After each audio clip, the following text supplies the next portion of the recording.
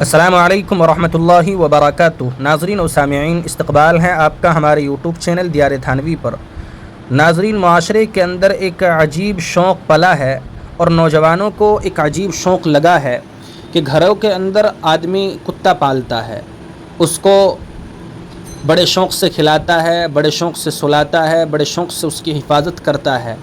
تو کتا پالنا گھروں کے اندر کیسا ہے؟ شریعت کی روشنی میں اس کا جواب آپ بغور سنیں۔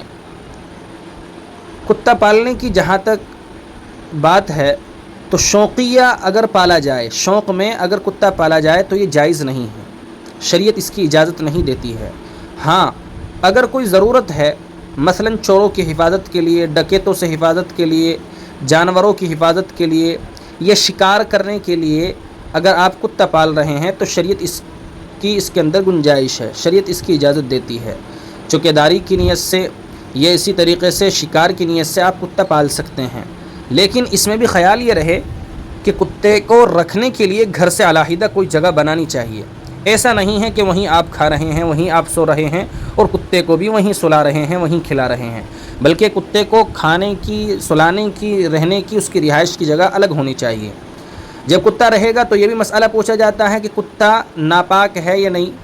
اس سلسلے میں بات یہ ہے کہ کتا نجس العین نہیں ہے۔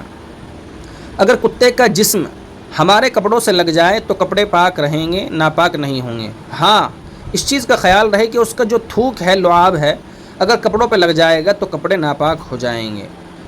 لعاب اور تھوک کے کپڑے پر لگنے کے بعد اس کو پہن کر کے نماز ہم نہیں پڑھ سکتے ہیں۔ اللہ تبارک و تعالی ہمیں شریعت کے ایک ایک نقطے پر عمل کرنے کی توفیق عطا فرمائے۔ اسی طرح کی مزید علمی اور تحقیقی ویڈیو سننے کے لیے آپ ہمارے چینل دیار تھانوی کو سبسکرائب ضرور کریں۔ شکریہ، جزاکم اللہ خیرا و احسن الجزاء۔